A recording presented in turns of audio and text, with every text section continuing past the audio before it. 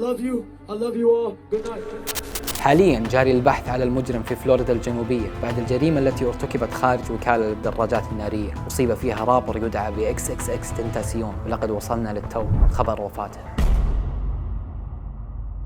جنوري 1998 جسايا انولد في 23 جنوري 1998. أبوه كان اسمه دوين وأمه كان اسمها كليوباترا. انولد في مستشفى اسمها بلانتيشن جنرال هوسبيتال. رغم أنه انولد بصحة وعافية، الدكتور حصل في مشكلة بقلبه. كبر وعاش أول 5 سنوات له عند أبوه. كان يتنقل بين فترة وفترة، شهر عند أبوه وشهر عند أمه، لين ما أخيرا استقر مع أبوه في ويست بالم بيتش. هو كان من عائلة جامايكية وكان متعلق بعاداتهم وتقاليدهم. أبوه كان متزوج واحدة ثانية كانت تعتني فيه هو وأخته أريانا. كانت تعتني فيه لما أبوه كان ينشغل عشان يطلع فلوس ويصرف على العائلة، لكن كان يصرف على العائلة من بيع الممنوعات، وغير كذا الغنى، بس كانت وظيفة جانبية. أبوه كان يقول إكس كان دايم يحب الاهتمام، لدرجة لما كان صغير كان دايما يبكي وما يسكت لما أحد يعطيه الاهتمام. وبعد فترة بسيطة الأم كشفت إن الأبو مصاحب واحدة ثانية، فاتصلت على الأم البيولوجية اللي هي أم إكس الحقيقية عشان تجي وتاخذ ولدها من البيت. وفعلا خذتها وصارت تعيش معه، بس هذا ما يعني ان ابوه ما كان في الصورة. بالعكس، الابو كان يجي بشكل اسبوعي وكان يعتني باكس بشكل دائم. دوين كان يحب ولده اكثر من اي شيء. الام كانت تشتغل شغلة مش حلوة، وكانت هي اللي تصرف على ولدها. كانت دائما ترميه عند صاحباتها او عند جدتها عشان يعتنون فيه. وبرغم ان ما كانت تهتم فيه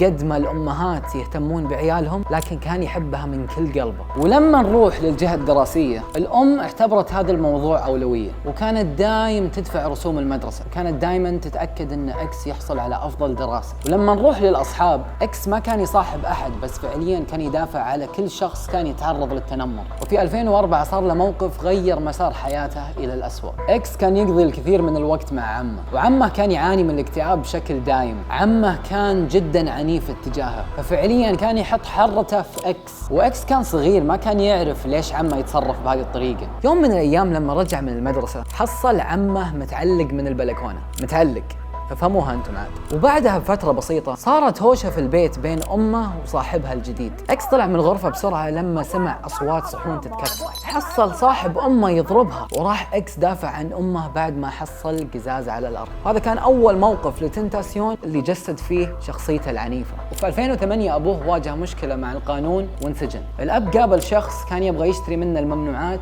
بكمية كبيرة، وكان هذا الشخص شرطي لمكافحة الممنوعات. بعد ما فتشوا بيته حصلوا عند دوين 100 كيلو من الممنوعات، وانحكم بالسجن لمدة 9 سنوات بتهمة غسيل الأموال وبيع الممنوعات. أبو إكس كان يحسس ولده بالاستقرار، وبعد ما انسجن أبوه، إكس انحرم من الاستقرار اللي أبوه كان يوفره له. بعدها إكس بدأ يقضي وقته أونلاين على لابتوب أمه شرت له إياه في الكريسماس. سنة 2009-2010 انتقل إلى مدرسة اسمها مارغريت ميدل سكول. ما كانت أفضل مدرسة، لكن كانت مدرسة مناسبة علشان يعرف يتعامل مع الغضب اللي بداخله. لما ما كان يلعب في البيت سواء بلاي ستيشن ولا اكس بوكس، كان فعليا ينزل يتضارب مع اي احد يشوفه بالشارع. وعشان كان طفل مشاغب، هذا الموضوع تسبب في فصله من المدرسة. ووقتها اصلا ما كان يهتم لدرجاته، ورسب سنة 6 ابتدائي برغم انه كان جايب درجات عالية السنة اللي قبلها. الولد بدأ يتغير، رغم ان امه كانت تبيه ينجح دراسيا، بس هو كان عنده هدف ثاني، وكان يبي يعيش على طبيعته. بكل بساطة ما يبغى يغصب نفسه يسوي حاجة هو ما يبيها. تغيرت طريقة كلامه، تغيرت طريقة لبسه، وتحول من الولد المؤدب الصالح الى اكس اللي احنا نعرفه. بعدها نقل على مدرسة ثانية اسمها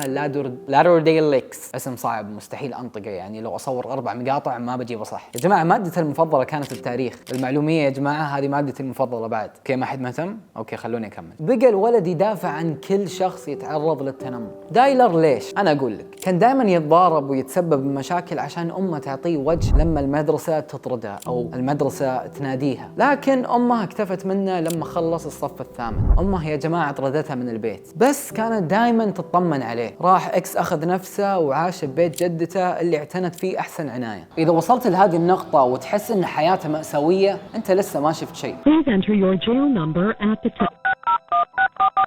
Please clearly state your first and last name after the tone.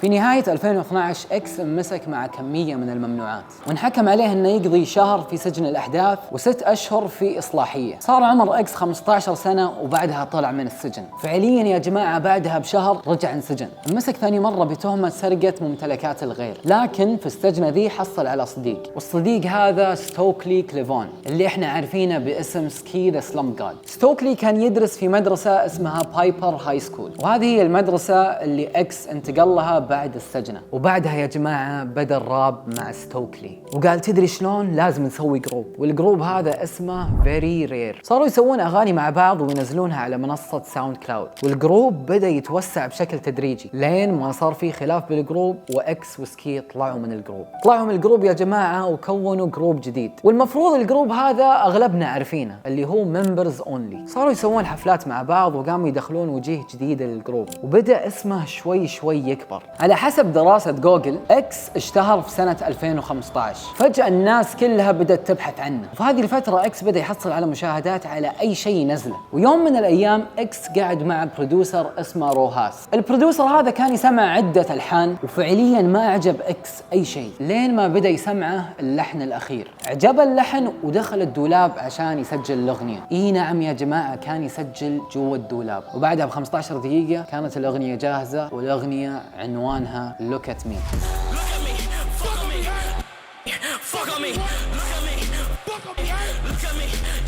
كلنا نعرف ايش صار بعدها. الاغنيه انتشرت بشكل مخيف. الاغنيه هذه يا جماعه تسمعها بزر يقول لك اوه هذا انترو دايلر. الاغنيه هذه يا جماعه لها فضل كبير في الكارير حقي. المهم الارقام بدات تطير، صار يزيد متابعين على الانستغرام بشكل مخيف. وبعدها يا جماعه اكس قرر انه حب بنت اسمها جنيفا، وفتره بسيطه صاروا يعيشون مع بعض في نفس البيت. بعدها العلاقه بدات تتعرقل، وبعدها تركوا بعض، بس هي كانت دائما تطمن عنه، كانت دائما تسال عنه. تحسبون قصه السجن انتهت؟ لا، انسجن في سنه 2015 في سجن براوزد ريجنال، سجن للأحداث. كان هناك كم شهر لين ما وافق انه ينسجن في البيت. وبعدها بدت الدراما مع المغني دريك. دريك ليش؟ دريك نزل اغنية عنوانها KMT، والاغنية فعليا مستوحاة من Look at me، تقريبا نفس اللحن، تقريبا نفس القوافي. KMT Look at me في ترابط. She give me out on like bro. Demon just got out of can. I gave my bro in advance.